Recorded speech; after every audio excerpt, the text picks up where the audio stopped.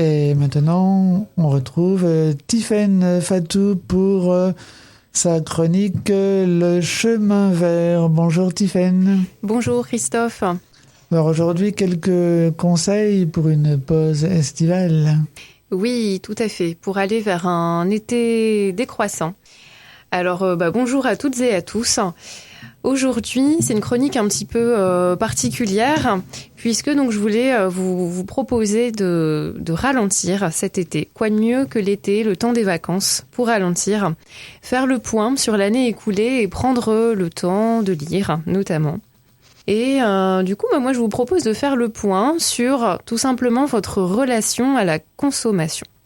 Peut-être que vous êtes déjà dans une démarche où vous achetez de moins en moins de choses neuves et vous privilégiez l'occasion, le troc ou le don, comme on en a parlé lors de précédentes chroniques. Donc peut-être que ça a fait son chemin chez vous, ou peut-être que vous n'êtes pas encore arrivé à cette étape. Et si c'est le cas, et même d'ailleurs si c'est pas le cas, je vous invite à vous poser cette question toute simple, mais finalement qui nous laisse à réfléchir. Est-ce que nous nous définissons parce que nous sommes ou parce que nous possédons ? Donc ça va être vraiment la question à se poser cet été. Et de manière plus pratique, avant d'acheter quoi que ce soit, posez-vous la question: en ai-je réellement besoin ? Ça, c'est vraiment la question clé qu'on peut se poser à chaque fois qu'on a un déclenchement une pulsion d'achat, on pourrait même parler. Et au contraire, demandez-vous si ce trop-plein d'appareils électroménagers, ces vêtements, tous ces objets divers que vous accumulez chez vous, est-ce qu'une autre personne pourrait en avoir l'utilité ? Que ce soit autour de chez vous, mais aussi vous pouvez faire bénéficier une personne qui est dans le besoin, qui pourrait avoir besoin de vêtements ou d'appareils pour s'équiper chez elle. Donc pensez-y et vraiment soyez dans le partage si vous vous rendez compte que vous avez vraiment beaucoup de choses chez vous et que vous avez envie de faire le vide. Alors pour aller plus loin, on peut aussi se demander si ce qui nous rend heureux, en fait, qu'est-ce que c'est ? Qu'est-ce qui nous rend heureux finalement ? Et vite nous rendre compte que dans la majorité des cas, quand on réfléchit bien, ce qui nous rend heureux, c'est les personnes qui nous entourent, les animaux aussi, que ce soit nos animaux à la maison ou ceux qu'on peut croiser dans les parcs ou dans les espaces naturels.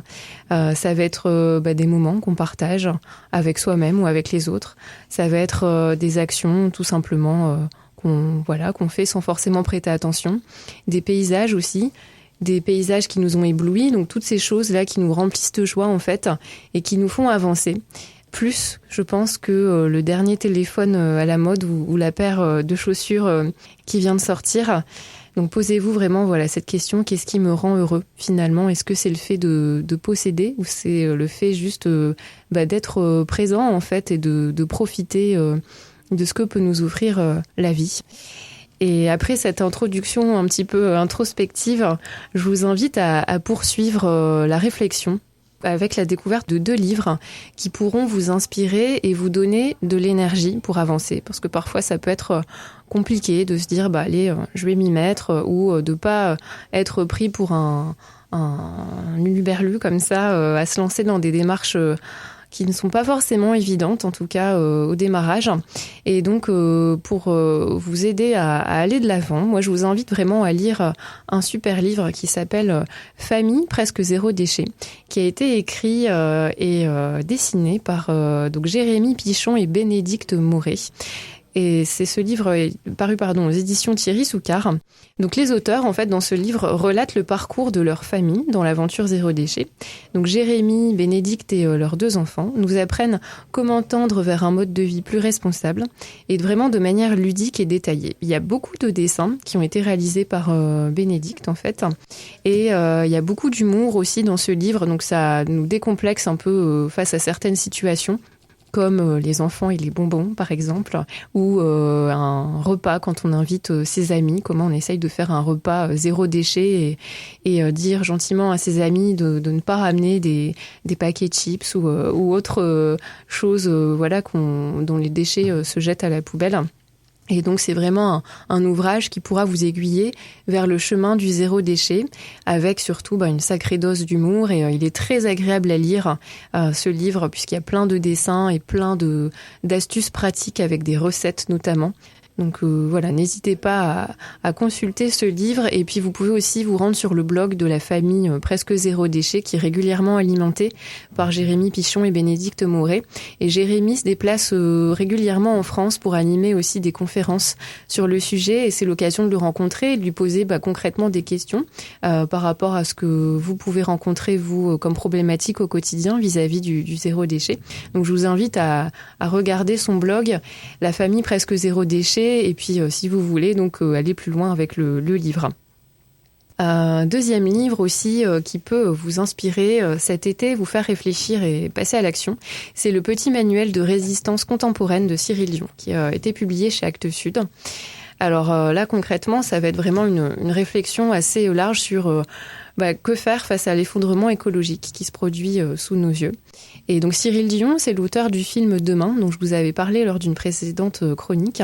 En fait, il va s'interroger sur l'état actuel des choses vis-à-vis de l'environnement, et il va nous proposer plusieurs pistes à suivre, qu'elles soient individuelles, collectives, politiques aussi. Et il va nous inviter à considérer la place des récits aussi comme moteur principal de l'évolution des sociétés. Et au-delà de toutes ces propositions, Cyril Dion, il va nous faire nous questionner en fait sur notre existence, où chaque chose que nous faisons, depuis notre métier jusqu'aux tâches les plus quotidiennes, participe en fait à construire le monde dans lequel on a envie de vivre finalement. C'est nous vraiment les acteurs de notre vie et les acteurs des vies futures. Un monde où notre épanouissement personnel ne se fait pas aux dépens des autres et de la nature, mais qui contribue au contraire à leur équilibre.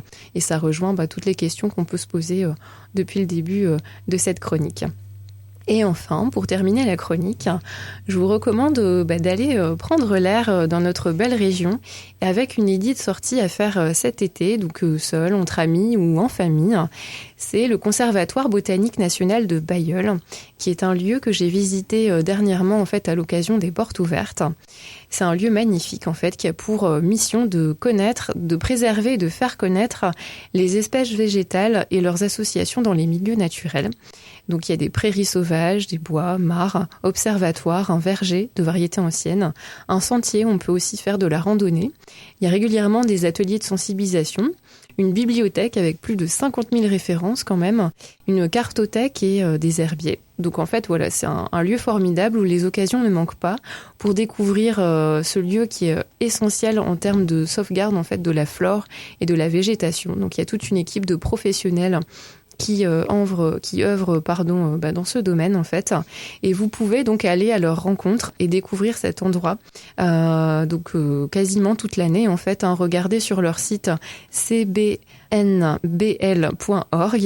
pour avoir toutes les informations concernant les horaires d'ouverture et les réservations pour les groupes. Et il y a également un rendez-vous tout public au mois de juillet. C'est le rendez-vous nature sur les thématiques les plantes de tous les records. Ce sera le mercredi 31 juillet. Donc c'est pendant les vacances, c'est gratuit sur réservation.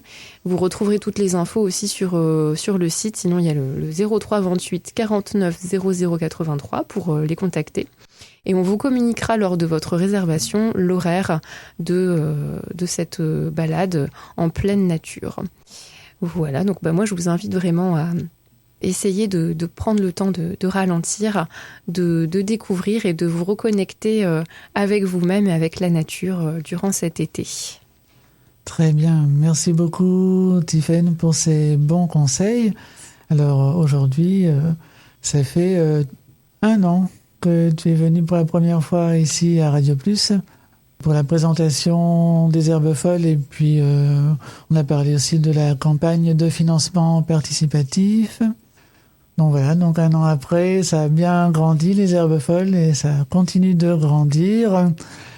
Et ça continue de grandir, et pendant l'été, les herbes folles continuent à sillonner les routes des Hauts-de-France. Et donc, quel est le programme pour cet été ? Oui, les herbes folles ont bien poussé depuis l'année dernière. C'est incroyable tout ce chemin qui a été parcouru en fait avec beaucoup de rencontres au programme et vraiment un réel intérêt pour la sensibilisation aux pratiques écologiques vis-à-vis de tous les publics en fait à travers la région. Donc moi je me déplace de plus en plus avec le camion pour faire des ateliers donc cuisine, cosmétique et art plastique 100% végétal, zéro déchet. Et cet été, alors il y a plusieurs rendez-vous au mois de juillet et au mois d'août.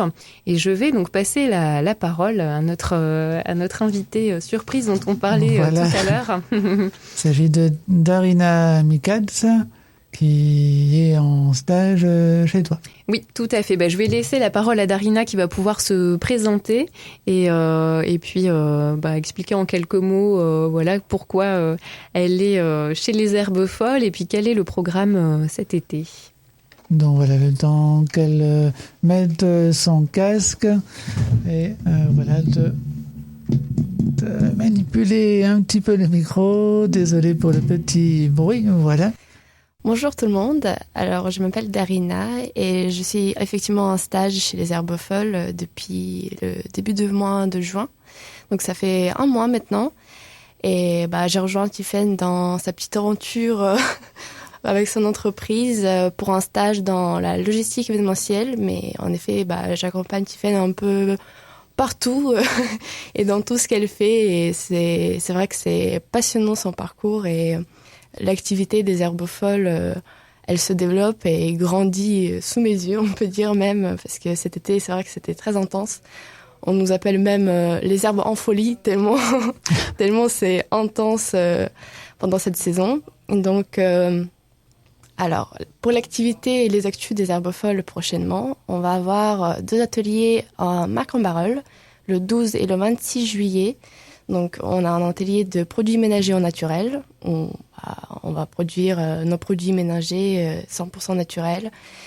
Et un autre des encres végétales, donc où on produit les encres un peu comme la peinture aquarelle, avec tout ce qui est fruits et légumes de saison. Et ensuite, nous avons le 24 juillet chez Lucille à Tourcoing. Donc, chez Lucille, c'est une petite épicerie qui a ouvert récemment. Une épicerie zéro déchet où on va faire également les encres végétales et ensuite on poursuit avec 2 ateliers au musée de plein air avec le camion le 28 juillet et le 11 août. Très bien, un programme encore chargé pour les Herbes Folles dans tous les ateliers ouverts au public, à tous les publics. Alors oui, tous les ateliers sont ouverts au public. Alors il y a des ateliers qui sont gratuits, ceux de Marc-en-Barœul et au musée de plein air. Enfin, même si l'entrée du coup au musée de plein air est payante, mais vous avez accès gratuitement aux ateliers.